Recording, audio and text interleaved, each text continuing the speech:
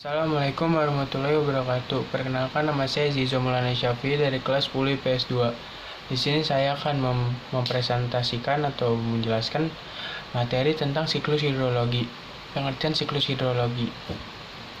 Siklus hidrologi merupakan konsep penggambaran pergerakan air antara lautan, badan air permukaan seperti danau, sungai atau rawa, air tanah, atmosfer, dan biosfer yang dapat berwujud sebagai benda cair, gas, ataupun padat. Air yang berpindah antar reservoir, tempat penyimpanan air, memiliki massa total yang tetap sama. Proses siklus hidrologi. Yang pertama ada evaporasi. Pengertian evaporasi adalah penguapan atau peristiwa berubahnya air menjadi uap air yang ada di permukaan bumi karena adanya energi matahari dan naik ke lapisan atmosfer.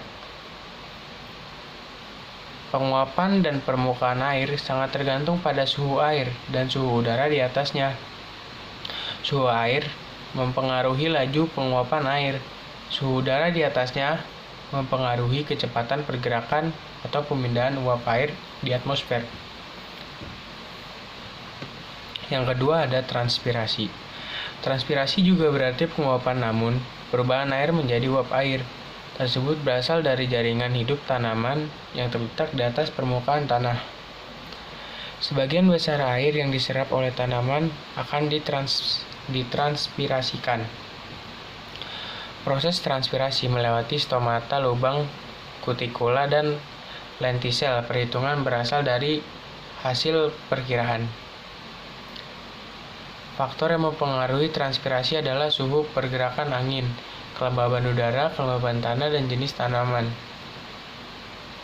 Yang ketiga, evapotranspirasi. Pengertian: proses penguapan air dan permukaan tanah ke atmosfer yang berarti penguapan dari seluruh air dan makhluk hidup.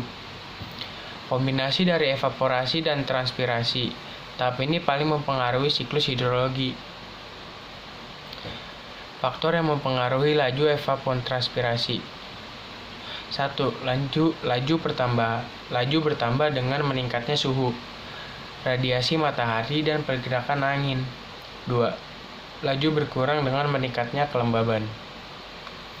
4. Sublimasi. Pengertian: penguapan yang terjadi di kutub atau puncak gunung di mana adanya proses perubahan es menjadi uap air tanpa mengalami fase cair terlebih dahulu. Perannya di dalam siklus hidrologi sangat sedikit, khusus siklus hidrologi panjang. Proses yang berjalan sangat lambat dan jumlahnya sedikit dibandingkan dengan penguapan lainnya.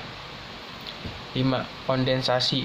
Pengertian perubahan wujud uap air menjadi partikel titik-titik air dengan ukuran sangat kecil setelah proses penguapan. Kondensasi dipengaruhi oleh suhu udara rendah pada ketinggian tertentu. Partikel titik-titik air tersebut kemudian saling berdekatan dan membentuk awan di mana semakin banyak partikel tersebut, maka awan semakin tebal dan menghitam.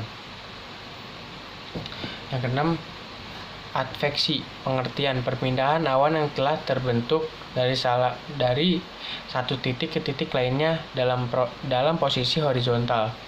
Misalnya dari posisi di atas perairan menjadi di atas daratan.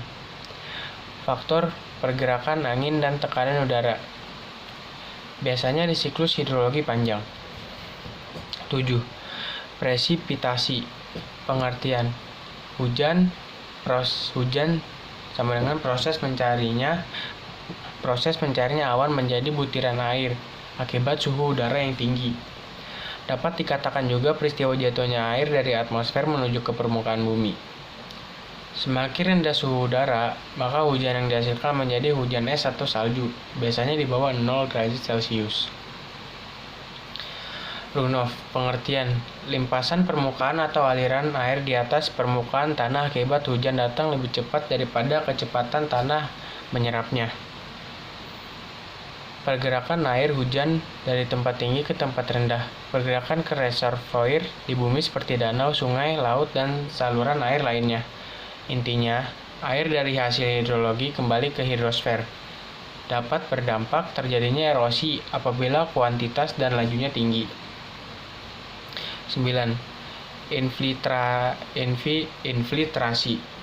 Pengertian proses absorpsi air hujan ke dalam pori tanah menjadi air tanah dipengaruhi adanya gaya gravitasi untuk mengisi kelembaban tanah yang akan membentuk air tanah. Tahap terakhir dalam siklus hidrologi, di mana air tersebut akan kembali ke laut dan mulai tahapan pada siklus hidrologi sebelumnya. Jenis-jenis siklus hidrologi. Yang pertama ada siklus hidrologi pendek, yang kedua siklus hidrologi sedang, dan yang ketiga siklus hidrologi panjang. Demikian yang bisa saya sampaikan, kurang lebihnya mohon maaf.